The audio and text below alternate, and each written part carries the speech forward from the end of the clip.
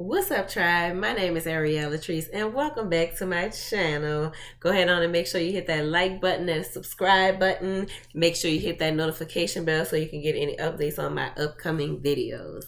So today we are making a rolling Ottoman chair. I was kind of excited about making this one. I've seen a couple of videos on making them, people making them out of all kind of stuff, building their own, anything like that. But I am going to be making two rolling ottomans. I'm going to be making one that's for maybe just like your feet, and then the other is going to be large enough to sit on, large enough to roll around. I used it a couple of times to build a couple projects that were really low to the floor, and it worked out perfectly.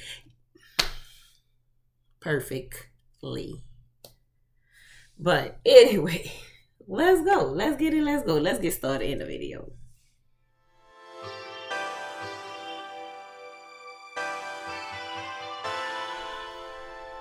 So here are my supplies that I'm going to use in making my ottoman chair.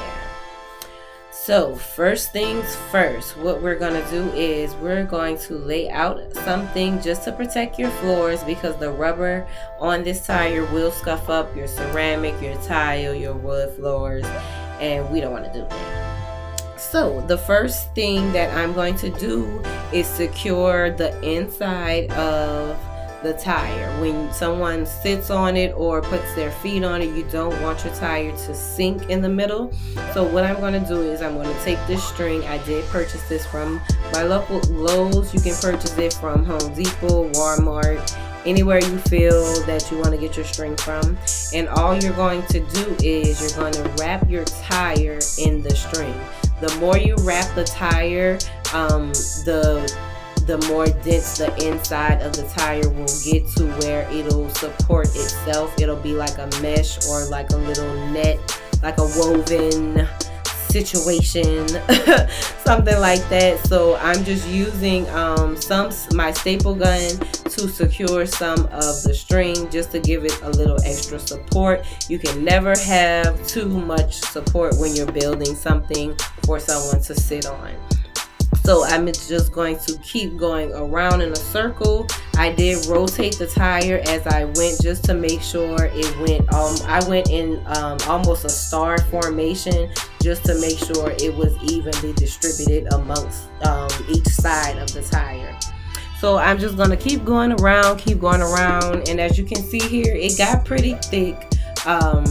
And it got to a point where I was pretty secure about just putting on the cardboard, as you can see here, and stapling it down to the tire. My first test, this is my first attempt at the tire, and I was really concerned about the inside, so I did put a piece of cardboard on the bottom.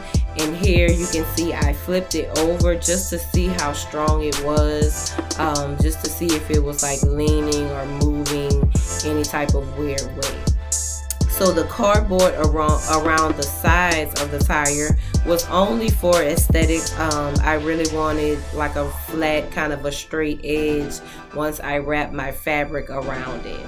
So here, we were actually talking about doing the test, as you can see, just to make sure it was really secure on the bottom of it. And so what we decided to do was add some pieces of wood to it, because right here you can see when Devin sat on it, it did sink in a little bit.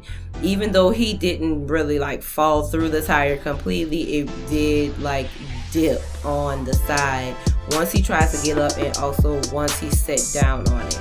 So we came up with an idea to go with wood instead of cardboard, because wood pieces will be much stronger, and even if somebody were to sit on it, they wouldn't even feel like a dip in the tire or anything like that.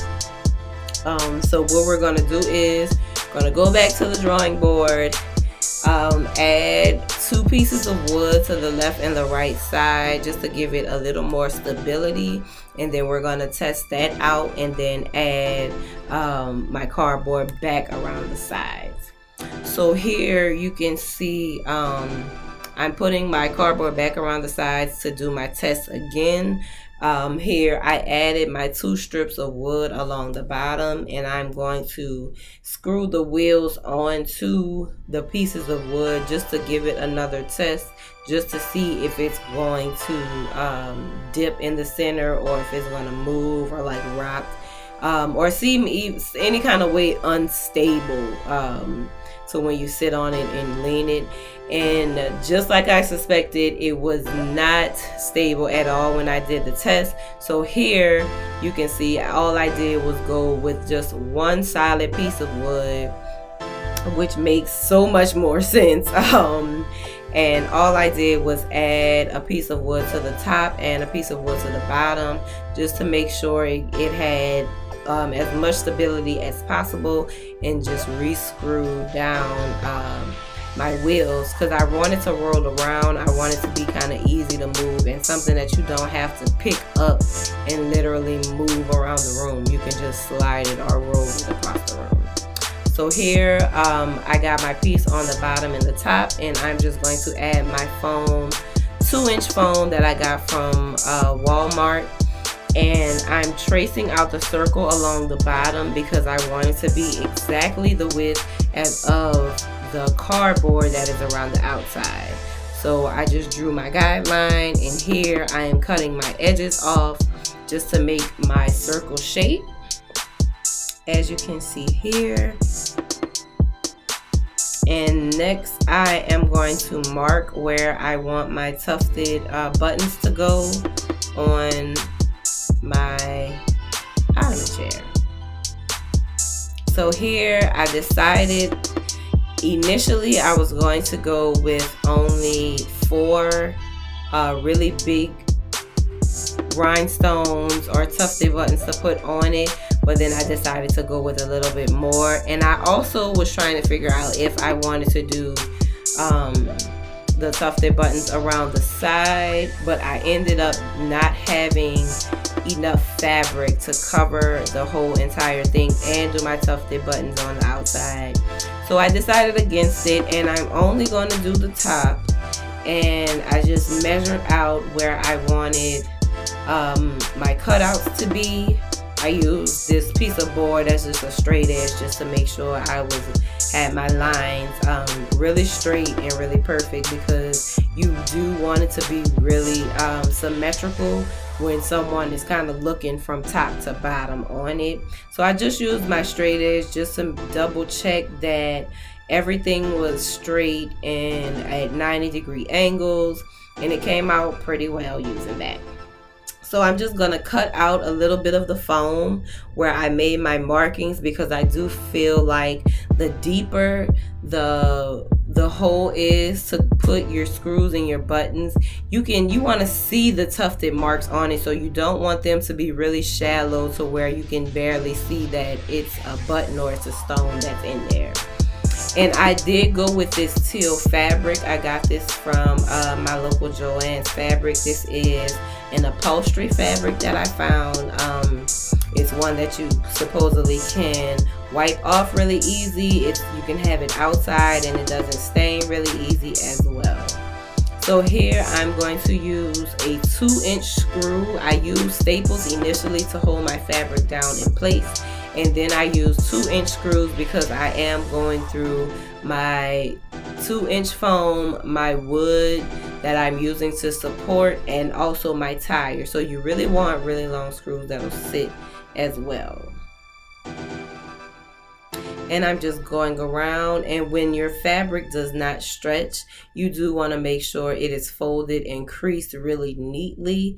Sometimes you can get away with having a stretchy fabric and you can just pull it and adjust it in little certain spots. But when it comes down to fabric that does not stretch, you really have to be particular about where the fabric will crease, because you want your lines to be very symmetrical when you look at it. And so here I'm just folding it over just to make sure it was really, really neat. And also when I got to the sides, you also want to make sure it is folded and it's creased really well. So after I got my buttons and my screws in the top part like I wanted it, I flipped it over on its side And I'm just gonna go around and staple and secure my fabric down to the tire. You can staple it to the wood, but I just chose to use a lot of staples into the tire to where it was really secure, to where it wouldn't fall out. And so here for my tufted buttons, I went with some flat back rhinestones that I did purchase from my local Michael store. And they came in white, they come in purple, and I believe they come in blue, but they did not have any in gold. So I went with a metallic gold, and I'm going to use just a little bit of top coat to give them a little bit of extra shine to them for when I add them to my Ottoman. So here is the finished product, and we're just going to hot glue and use some E6000 glue as well, just to secure them. Here it did seem like one of my screws were coming out, so I did have to go back and make sure they were in. But I did use my hot glue gun as well as my E6000 just to make sure it was secure. I always use, most of the time I've used 2 different glues just to double check and to make sure that everything is glued down. And here is my finished product. I do appreciate you guys for watching.